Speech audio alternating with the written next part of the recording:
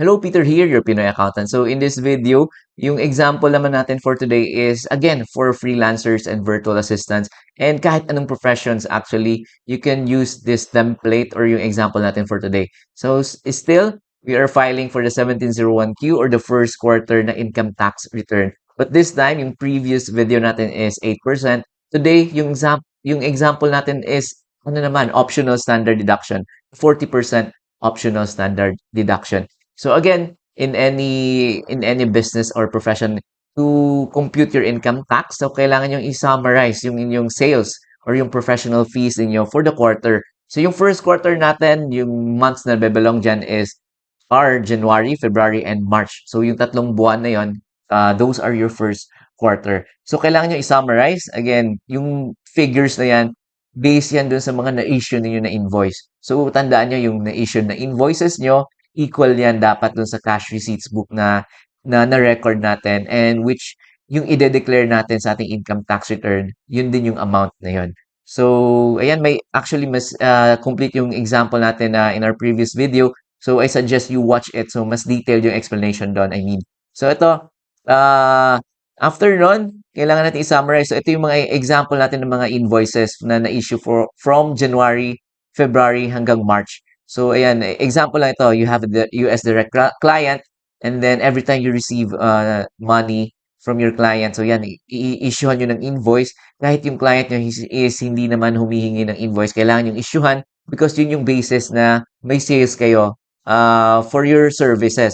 So, ito yung example natin, virtual assistant services, and natanggap niya na in pesos is 24,400. Normally, US dollars yung pinapadala ng ating client. So, example ito, 400 US dollars. And then yung pumasok sa ating bank, i-check nyo kung magkano. In our example, 24,400. So, ganun din yung other invoices. Ayan, every time that you receive money from your client, ayan, invoicean nyo. And then, from here, kung ano yung na-invoice ninyo, i-record nyo naman sa inyong cash receipts journal or cash receipts book. So, ito yung example natin. So, you can summarize it monthly so that mas easier na natin kunin yung mga figures to summarize our quarterly sales. Ayan. So, ito, example natin, January 8. So, yan, ilagay nyo invoice number, the customer, and the description. Ayan. Ilagay nyo yung customer nyo, yung description. It could be VA services. Ayan. So, yung entries natin, debit cash. So, magkano yung natanggap natin? And i-credit yung sales niyo or professional fees or service income. So, pwede kung ano yung preferred niyo. Yung generic term is sales. So, pwedeng sales yung i-credit natin or professional fees. So, ayan, nakasummarize na yan monthly, January, February, March. So, from here, balik tayo sa ating page 1. So, ito yung ating pinaka-summary. So, January natin, we have sales na 40,400. February is 49,400. March, 50,200. So, yung total nating first quarter na sales is 148,000. So, from here, pag may data, sales data na kayo, since wala naman tayong expenses because optional standard deduction tayo, so pwede nyo nang i-open yung EBIR form ninyo and pwede na tayo mag-file ng ating 1701Q version 2018. So, i-download nyo lang, kung wala pa kayong EBIR form, i-download nyo sa website ng BIR, yung EBIR form. So, free naman i-download yun and i-install nyo sa inyong laptop or sa inyong computer. So, ito, i-open na natin ang ating EBIR form. Given na na-install na ninyo ang inyong EBIR form, i-open ninyo. And then from here, i-input nyo lang yung profile ninyo, yung PIN ninyo, ayan. So, you can check yung certificate of registration ninyo sa mga details na kailangan nyo ilagay dito. So, in our example, ito, this is our more than once na natin nagamit to. So, automatic yun ang sinave yung ating profile. Ayan, lalabas na yung ating details. So, from here, ayan, piliin natin yung forms dito sa list of BIR forms. I-click nyo itong drop-down menu. And then, pipiliin natin 1701Q version 2018. So, dalawa to. Yung version 2018 dapat yung piliin natin. Because this is the latest form. And from here, click yung fill up na button. Then, okay. And then, ito, hintayin natin mag-load. So, i-zoom ko lang. Ayan, so that mas makita ninyo yung form. So again, this is the 1701Q. So number 1 for the year 2026 pa yung fina-file natin. And this is first quarter pa lang. And then number 3, amended return. This is no. Number 4, number of sheets attached. Pwedeng 0 lang yung ilagay nyo dyan. So part 1, background information on taxpayer. So i-double check nyo lang kung ano yung mga wala pang details dito. So 10, ayan, nakalagay na dyan, RDO code.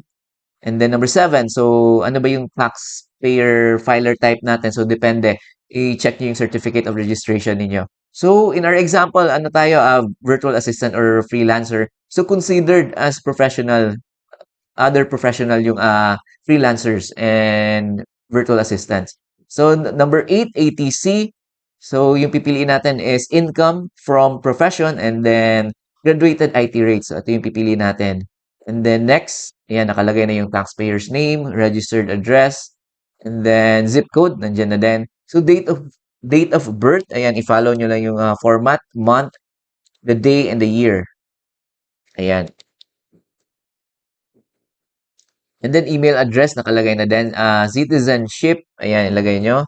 Filipino. And then number 14, foreign tax number if applicable, but in most cases, leave it blank, hindi yan nag-apply sa atin. So number 15 would be claiming foreign tax credits, that is no. And then number 16, ayan, graduated income, graduated rates per tax table yung ating pinili. And then 16A, so dito is pipili kayo itemized deduction or OSD. So, yung example natin in today's video is optional standard deduction tayo. So, yan yung pipili natin na method of deduction. So, part 2, background information of spouse, on spouse, if applicable lang. So, ilagay nyo yung details dito if you would want to, if gusto nyo mag-joint filing sa inyong spouse. But in our example is, we will leave it blank because single pa, si Monkey D. Luffy. Ayan. So, let's proceed. So sa part 3, ayan, wala pa nakalagay na details dito because wala pa tayong data na na-input dun sa page 2, yung sales data natin. So let's proceed to our page 2. Click nyo yung next na button and then scroll up natin. So dito tayo sa part 5, computation of tax due. Ayan, so schedule 1, so optional standard deduction is considered as graduated income tax rate. So number 36, sales natin for January, February, March. So i-double check niyo yung inyong Excel or spreadsheet kung magkano ba yung ating first quarter na sales. So yung first quarter natin is 148,000. So ilalagay natin dito is 148,000. And then, cost of sales, ayan, hindi natin pwedeng lagyan yan because sa optional standard deductions is wala tayong cost of sales. So, ayan, yung gross income natin is still 148,000. So, 39, and this is for the itemized deduction. So, zero lang yan. So, dito sa number 40, ayan, optional standard deduction is just 40% ng item 36 or ng ating sales. So, automatic siyang kinumpute ng EBIR form. So, this is just 40% ng 148,000. So that would give us 88,000. I mean, that would give us 59,200 na optional standard deduction. So again, 40% ng 148,000. So yung net income natin, so sales, 148,000 less ng ating optional standard deduction. So 59,200, that would give us the net income of 88,800. So let's proceed. 42, taxable income or loss previous quarter. So this is zero because first quarter pa naman to, wala pa tayong previous quarter. So number 43, non-operating income if applicable sa inyo. In most cases, zero lang din yan. So 44, hindi naman tayo partnership. So zero lang din to. Hindi tayo partner ng isang partnership. So zero. And then that would give us 45. Ayan, automatic nyo na kinumpute. 88,800 yung ating taxable income.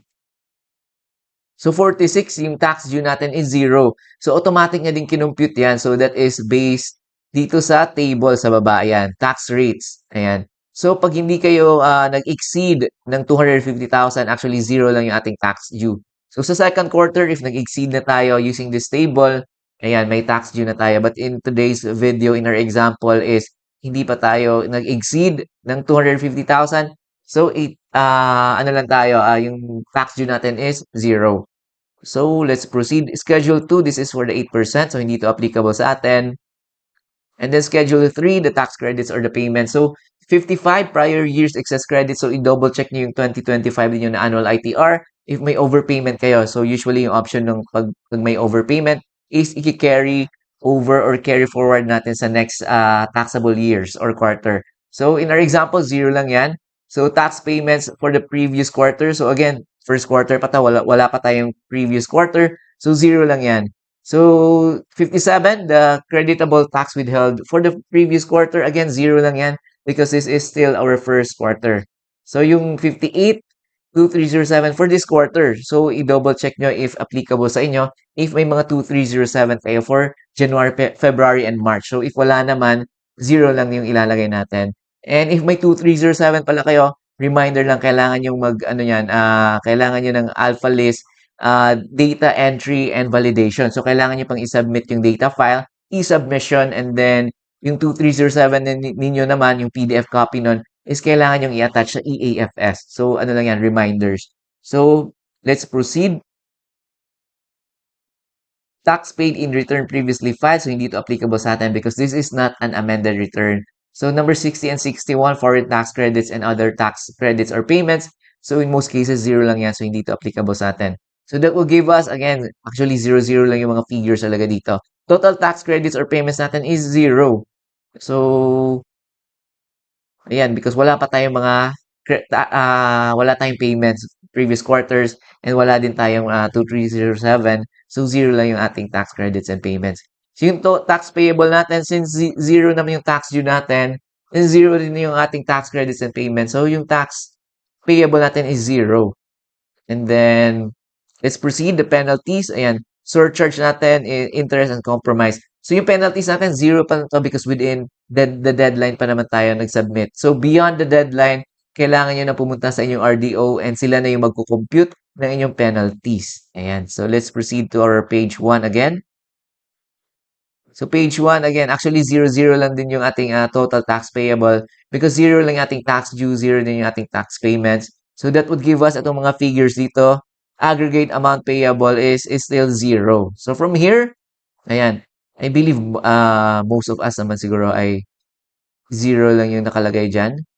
So, i-double check natin. I think we are done. So, i-click natin yung validate. Ayan, validation successful. Click nyo OK. And then, save ninyo. Ayan. And then, print ninyo so that may PDF copies kayo ng inyong final return na final. And then, last na tayo. Last steps is submit final copy. I-click itong button na ito. And then, ayan. Please ensure you have internet and valid email. So, i-check nyo if may internet kayo because if ever wala is hindi nyo masasubmit ang inyong form. So, ito, are you sure you want to submit? I-click nyo OK. And then, revise terms of service agreement or the TOSA. So, ito, i-click nyo lang OK. So, again, dalawang scenario yung pwede. It could be it could be failed or not successful. Ibig sabihin, you were not able to submit your tax return because nakalagay doon, it could be mahina yung internet nyo, wala kayong internet, or it could be other errors. So, pag ganon, kailangan nyo i-click ulit yung submit final copy until such time na lalabas na yung submit successful. Pag lumabas yung submit successful, kailangan yung i-screenshot. I-screenshot nyo together doon sa lower right ng screen nyo, ipakita nyo yung date and time because if ever na wala tayong proof of, hindi tayo makaka-receive ng tax return receipt confirmation email, at least may proof of filing tayo na naka-indicate talaga nun is submit successful and nakalagay din sa lower right ng screen ninyo yung date and the time. So, from there, ayan, you can proceed now with the payment if may mga tax payable ka. You can pay online naman din through MyEG or Maya, or you can also pay through your authorized agent banks. So, yun lang ating video for today. Ayan, yung sample natin for today is optional standard deduction. So, madali lang if you're using the EBRR form, online lang din, and then yung computation is automatic na din kinompute for us. So, yun ang ating video for today. If may mga tanong kayo, just comment down below. And again, thank you sa mga nag-subscribe, sa mga nag-like, sa mga nag-comment and nag-share sa ating video. Ayan, thank you very much. Na-appreciate ko yung mga pag-support nyo sa ating channel. So, if you would want also to send support naman, you can go to our website, www.pinoyaccountant.com/donate. And if you would want to download yung mga templates na gamit natin dito sa ating tutorials, you go to our website, www.pinoyaccountant.com/download naman. So again, thank you very much and I'll see you in our next videos.